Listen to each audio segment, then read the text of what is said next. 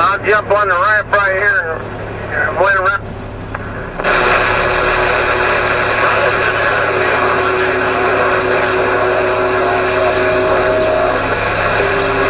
He looked madder than hell, don't he?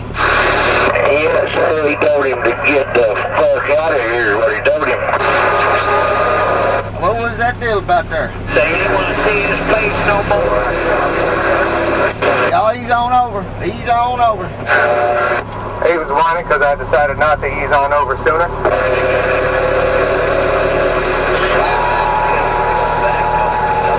What do you think to you there, truck?